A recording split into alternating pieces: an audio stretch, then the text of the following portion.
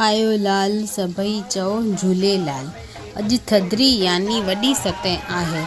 थधिड़ीअ जी तव्हां सभिनि खे लख लख करोड़ करोड़ वाधायूं। अचो त ॼाणूं थधिड़ी छो मल्हाईंदा आहियूं ऐं कीअं मल्हाईंदा आहियूं। अॼु खां कई हज़ार वर्ष पूर्व सिंध प्रांत में मोहन जो दड़ो हो जिते सिंधी रहंदा हुआ।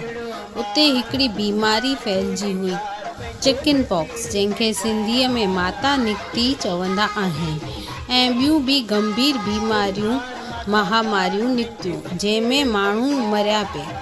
उते धरतीअ जे अंदरां माता शीतला जी मूर्ति निकिती, जंहिंखे उते जे विद्वान माण्हुनि उनखे पहचानियो ऐं उन जी पूॼा पद्धति ऐं विधि विधान ॿुधायो।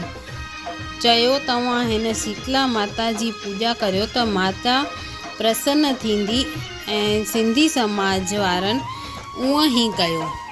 उन्हनि माता शीतला जी पूॼा कई त उन्हनि खे बीमारी मां निजात मिली ऐं उते जा माण्हू सुरक्षित थियण लॻा। उन ॾींहं खां वठी अॼु ताईं अॼु खां हज़ारों वर्ष पहिरीं खां थधिड़ी मल्हाई वेंदी आहे। वॾी माता चेचक ऐं इन्हनि बीमारियुनि जा जेके टीका आहिनि उहे हाणे थोरो टाइम अॻु ई निकिता आहिनि। पहिरीं त सभु सिंधी शीतला माता जो थधो कंदा हुआ। हाणे बि कंहिं ॿार खे चिकन पॉक्स थींदो आहे त उन जी माता गंढ ॿधी ऐं थधो पचाए कपिड़नि सां सनानु करे ॿार खे उन जो छंडो हणी थधो खाईंदा आहिनि। हाणे ॿुधो थधिड़ी कीअं मल्हाइबी आहे। थधिड़ीअ खां हिकु ॾींहुं अॻु छठ जे ॾींहुं थधो पचाइबो आहे, जंहिंमें लोला, चोथा, खटो ॿध, पकवान, करेला, भिंडी, ॾही वड़ा, कोकी, चेवड़ो ऐं ॿियूं जेके शयूं हिकु ॾींहुं रखी सघिजनि उहे ठाहे राति जो चुल्ह जी पूॼा करे चुल्ह ते कंकु, चांवर ऐं पाणीअ जो छंडो हणी ऐं पूॼा कबी आहे। असां जीअं चुल्ह ठाहियो आहे तीअं तव्हां असांजे घर परिवार ऐं ॿारनि जी रक्षा कजो, ऐं ॿिए ॾींहुं सुबुह जो जेको थधो पचायो आहे उहो खणी घुरियाणीअ वटि वञी पूॼा करे ऐं पोइ सॼो परिवार उहो थधो खाईंदो आहे।